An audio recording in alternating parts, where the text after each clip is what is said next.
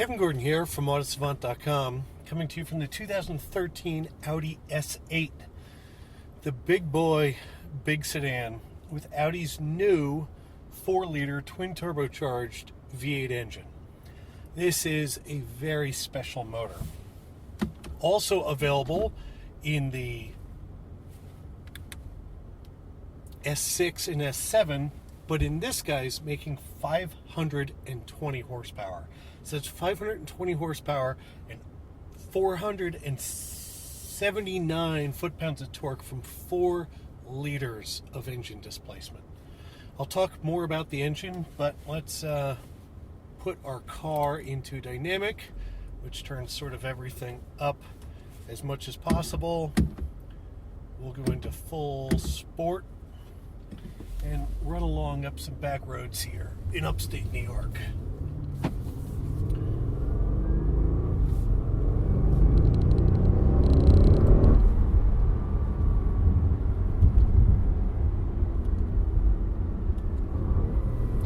It is, in a lot of ways, hard to believe that something this big moves with this kind of authority with just 4 liters of displacement underneath it. But they really have worked their magic on this engine, and I can tell you that if this engine in this tune ever makes it into the R8, it will be just a rocket. So, what makes this one different than the engine, at least, in the S6 and the S7? Well, it's got 2 equal-length air boxes. You see the pictures of the actual air boxes on this car. You can see how much air it can suck into the engine. It's got specific turbochargers, specific pistons, its own compression ratio, even its own crankshaft. So to add an extra 100 horsepower over the similar engine in the S6 and the S7, quite a bit of work has been done. And also different in this car is the fact that this has Audi's Tiptronic transmission in it instead of their S-tronic transmission, an 8-speed unit in this car. What does that mean? Well, it means it's more of a standard torque converter automatic transmission. Who knows if they did this because of the amount of power the engine makes, or because of the fact that that torque converter allows them a little additional slip before the engine's engaged, meaning that those slightly larger turbos have a chance to spool before they're really required to deliver power. This car also comes with a torque vectoring rear differential, which allows, of course, a split of power between the 2 rear wheels, allowing it to rotate a little bit better in corners. Adaptive air suspension, variable ratio steering, and all of that stuff is in the base car. The base car comes in at $110,000. This one has a bunch of additional options. Bang & Olufsen's upgraded stereo for about $6,000. The safety tech package, again, for $5,000 or $6,000. Cold weather, which is another couple $1,000 for a grand total of about $125,000.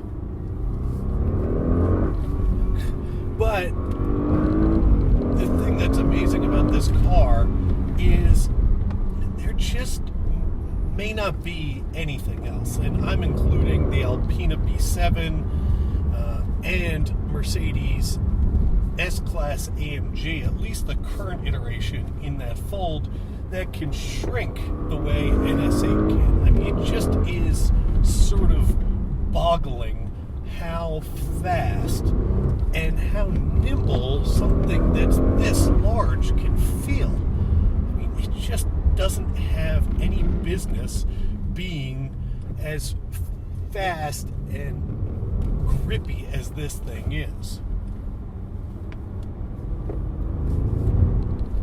So this engine replaced the V10 that was really derived from Lamborghini's Gallardo, and does just about everything better. It makes more horsepower, it is significantly lighter, and it's significantly more fuel efficient. This car gets a combined number from the EPA of 19 miles to the gallon. meaning that you don't pay a gas guzzler tax for something with 520 horsepower. So it's really impressively efficient for the power numbers. So I do want to talk a little bit more about the engine because it's such a special thing. You know, Audi's engine engineers were at a presentation that we attended this morning, and they talked about the goals they set up before they started designing this motor, and they were extensive to say the least. But I think the most impressive part about the whole thing is how compact the engine winds up being.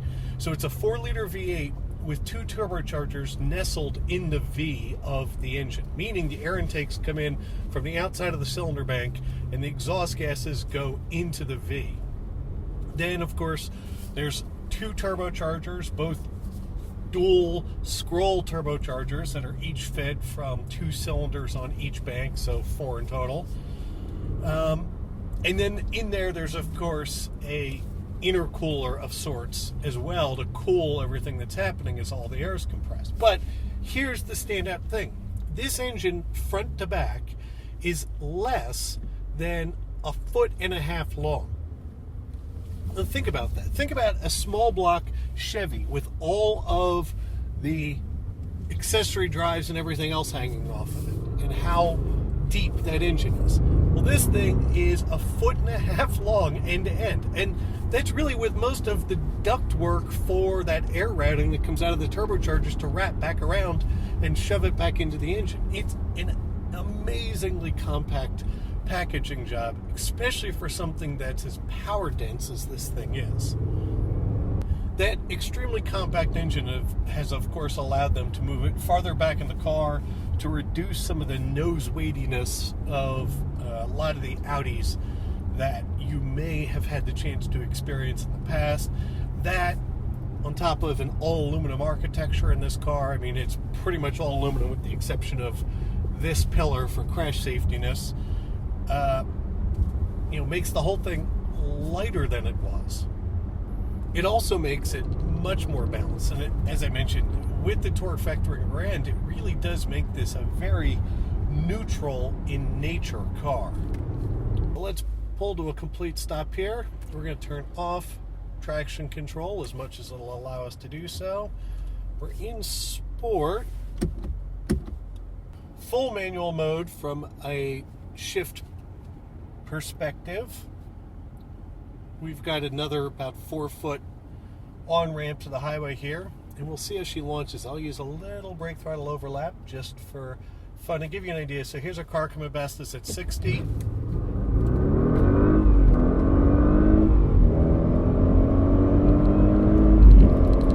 And there goes that car at 60. So it's extremely fast. Less dramatic than other things you may find out there, but nevertheless still shockingly quick. And again, because of the way the power is delivered, it's one of those cars that 0 to 60 in some ways is not its most impressive feature. It's as you're at speed, so we'll let it get into manual, 4th gear, manual by the paddles at least perspective. It's rolling along at about 3,000 RPM. Well, if we let a gap roll out ahead of us in traffic here and roll into it, it's the grunt of this thing, how fast you'll be in a position where your license has left you behind if you're not careful.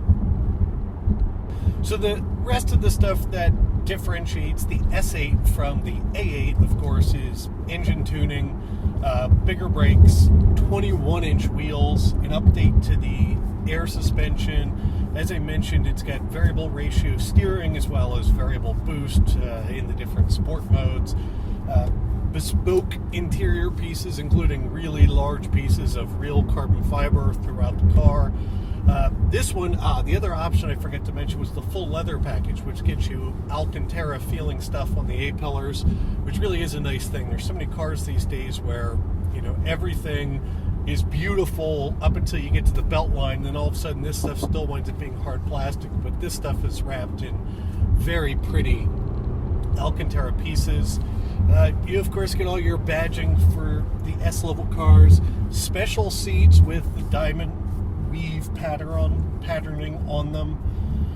Really a very handsome and exclusive sedan this winds up being. The other difference in the A8 and the S8, for that matter, compared to the other Audis, is they move their control system from this sort of front of the armrest position further up on the dash, giving you more of a sort of command feeling to the whole system. And actually, it might actually be nicer than the other setup. By moving it forward, they've put 4 buttons around the main dial to interface with it, but then put the rest of the access buttons ahead of it. So it's in some ways more comfortable than feeling like you're crunched up like this doing the controls, to move your arm out a little bit farther ahead of you and allow it to sit on top of the big chunk of carbon fiber gear shift that they put in the S8.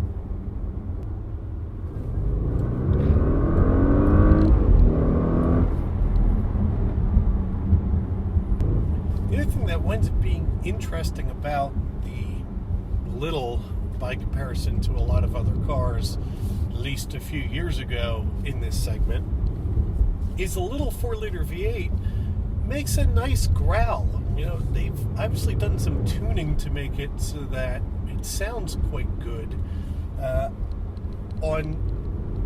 Even though it's got 2 turbochargers sort of muffling everything that's going on, you get a little pork out of the exhaust as it, shifts, and you get sort of that sort of over rev barkiness, but nothing intrusive in any way. Just a little extra noise to let you know that something special's happening. A little bit more driving here.